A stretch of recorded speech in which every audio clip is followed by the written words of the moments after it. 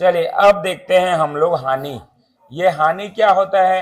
तो देखिए जैसे कि अभी अभी हमने खरीदा था 400 रुपए में, हानि के लिए अब बता रहा हूं ना, लॉस क्या होता है। अब ये जो मूल्य था, जीन्स को खरीदा था, है ना, जीन्स था, ठीक है, जीन्स को खरीदा था वो 400 में, 400 में, मतलब यही क्रय मूल्य था। क्या था? क्रय मूल्य था। अब इसको सामने वाला ने क्या कर दिया?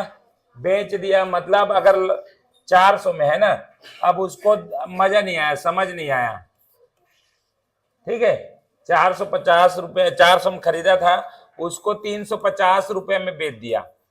350 तो सामने वाला दिख रहा है ये तो नुकसान हो रहा है करके, 400 में खरीदा था, बेचने वाला भी जानता है ना, 350 में बेच दिया। तो ये जो है ना कितना है? जब क्रय मूल्य जो है, क्रय मूल्य किसी वस्तु का विक्रय मूल्य मतलब बेचने वाला मूल्य यदि वस्तु के क्रय मूल्य से कम हो, मतलब खरीदा था 400 में और बेच दिया कितने में? 350 में, तो कम हो तो हमेशा क्या निकलता है? हानि होती है। हानि बराबर होता है क्रय मूल्य ऋण विक्रय मूल्य। मतलब ये थोड़ा सा फार्मूला को चेंज कर लो।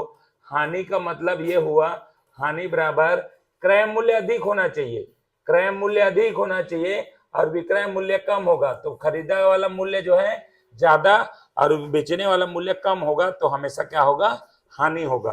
तो ये हो गया हानि। मान लीजिए यहाँ पर क्रय मूल्य, खरीदा गया मूल्य 100 रुपये में है, कोई वस्तु को 100 रुपये में खरीदा है, अब उसको बेच रहा है, विक्रय मूल्य मतलब बेचना सेलिंग प्राइस है उसका 80 रुपये, तो सीधी सी बात है हानि यहाँ हो गया 20 रुपए का, हानि हो गया 20 रुपए का।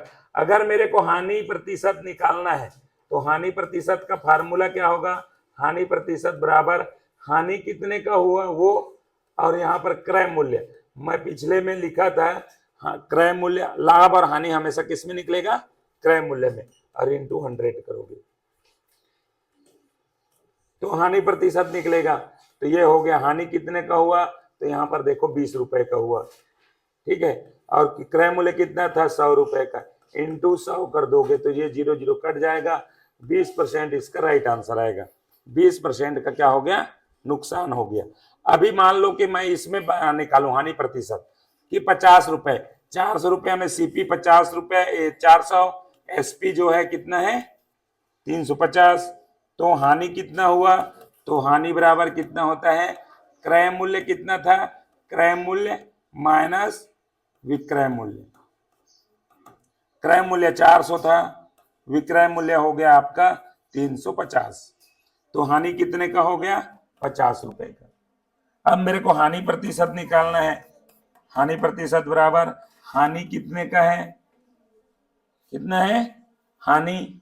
ठीक है, हानि बटा क्रय मूल्य और इंटू 100, ठीक है, तो हानि 50 रुपए का इंटू 100 हो जाएगा, बटा में क्रय मूल्य 400 था, ठीक है। अभी यहां से मैं इसको क्या कर दूंगा? हल कर दूंगा, तो ये हो गया 2 जीरो से 2 जीरो, इसको भी ऐसे करूंगा ना तो ये भी आ जाएगा मेरा 25 बटा 2 मतलब 12.5% हानि, ठीक है। तो ऐसे हानि प्रतिशत निकाला जाता है। हुआ तो हानि कितना का हुआ?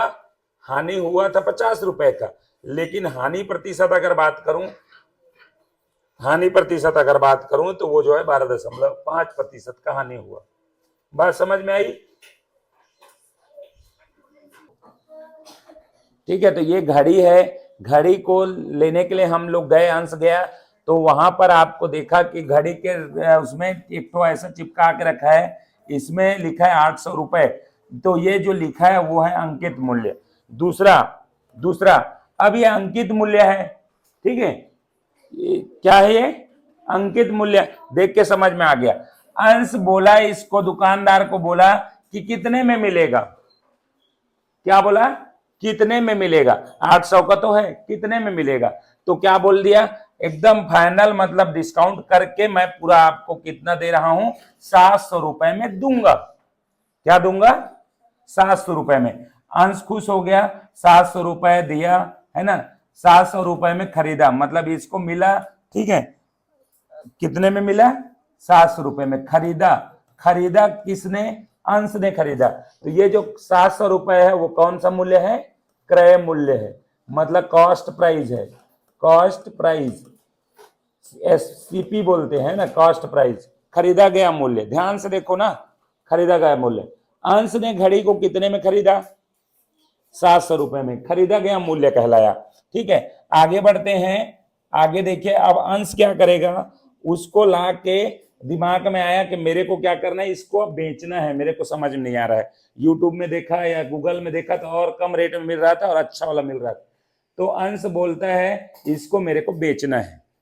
ठीक है, बेचना है। तो सामने वाले जो बेचेगा ये रेपर हटा दिया और खुद बोला, खुद इसमें क्या कर दिया, खुद इसको बेच दिया। अब ठीक है, कितने में? 700 रुपए में खरीदा था। क्या था? 700 रुपए में खरीदा था। अब इसने बेच दिया 740 रुपए में। 740 रुपए में कोई खरीदार मिल गया, वासु आया उसके पास, देखा घड़ी पसंद करता है तो वासी उसको बोला 700 रुपए में तू खरीदा है तो मैं तेरे को 740 रुपए देता हूं। तो ये जो है 740 रुपए बेचा। किसने बेचा भाई इस बार? इसने बेचा, अंश ने बेचा इसको, वासु को। वासु ने खरीदा है इसको। किसने खरीदा? वासु ने खरीदा 740 रुपए में। अभी देखिए यहां पर क्या चीज हुआ। तो ये जो है पहले चीज तो यहां पर 700 रुपए का 740 हो गया, 740 में बेचा। क्रय मूल्य भी मिल गया, कास्ट प्राइस। अब ये वाला जो है वो कौन सा मूल्य हो गया? विक्रय मूल्य हो गया अंश के लिए। वो सेलिंग प्राइस बोलते हैं उसको। क्या बोलेंगे? Selling price. एसपी बोला जाता है, सेलिंग प्राइस। अब देखिए यहां तीन चीज मैंने देखा। अंश पहले गया दुकान में, देखा तो यहाँ अंकित मूल्य समझ में आ गया, 800 था तो यहाँ पर 100 रुपए का डिस्काउंट, छूट कितने का मिला? छूट बराबर 100 रुपए मिल गया टोटल, है ना। RS 100 का मिला, वो छूट था तो सबको समझ में आता है। खरीदा वाला मूल्य क्रय मूल्य, बेचा वाला मूल्य विक्रय मूल्य। बात समझ में आ रही? अब अंश को लाभ हुआ कि हानि हुआ बताओ? लाभ हुआ। कैसे पता चला? क्योंकि खरीदा गया मूल्य 700 था, बेचा गया मूल्य 740 है, मतलब आपका क्या है? ज्यादा है। तो विक्रय मूल्य जब ज्यादा हो क्रय मूल्य से तो मेरे को क्या होता है? हमेशा लाभ ही होगा। तो विक्रय मूल्य कितना है? 700 रुपए। क्रय मूल्य कितना है? सॉरी, क्रय मूल्य 700 है, 740 है और विक्रय मूल्य 700 था। ठीक है, क्रय मूल्य 700 था तो यहां पर हो गया लाभ 40 रुपए का। RS 40 का लाभ हुआ। ठीक है, ये बात समझ में आई? इतना बात समझ में आई कि नहीं? आ गई। अब मेरे को ये जानना है कि अंश को प्रतिशत में कितना लाभ हुआ। वो तो रुपए में हो गया 40 रुपए, लेकिन प्रतिशत में निकालना है मेरे को, कितना प्रतिशत लाभ हुआ। तो मेरे को करना है प्रतिशत लाभ। प्रतिशत लाभ का फार्मूला, प्रतिशत लाभ है ना, प्रतिशत लाभ का फार्मूला लगाना है। तो लाभ होगा बटा में होगा क्रय मूल्य और इनटू हो जाएगा 100। ये फार्मूला मैं लगाऊंगा। तो 40 रुपए का लाभ हुआ, क्रय मूल्य 700 था और ये हो गया मेरा कितना? 100। ये आपका फार्मूला है।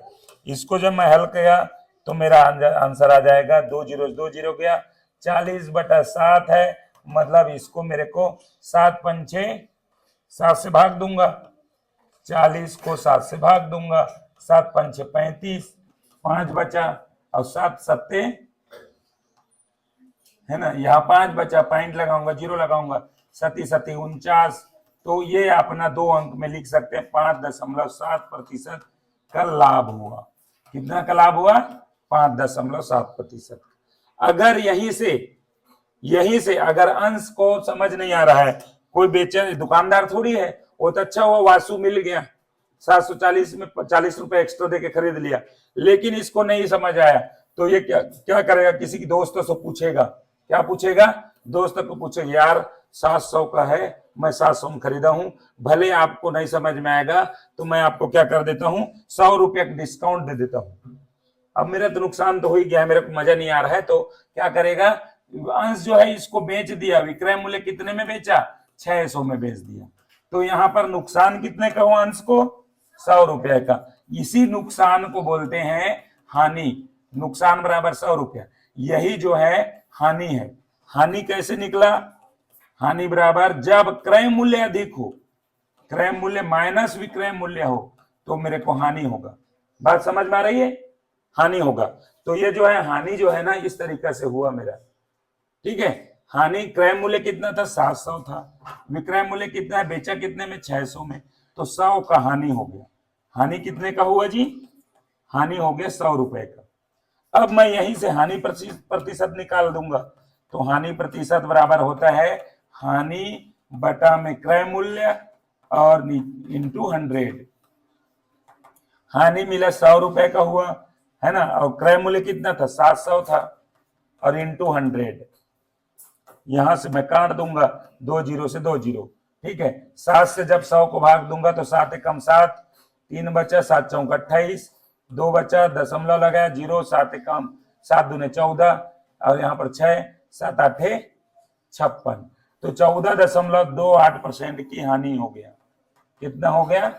14.28% की हानि। तो इस तरीका से आपका क्रय मूल्य, विक्रय मूल्य, अंकित मूल्य, छूट, लाभ प्रतिशत, हानि प्रतिशत, ये पूरा एक ही इसमें कंप्लीट हो गया। तो ये था बेसिक। अब हम लोग करेंगे टाइप वाइज, पहला टाइप दूसरा टाइप हम स्टार्ट करते हैं, ठीक है।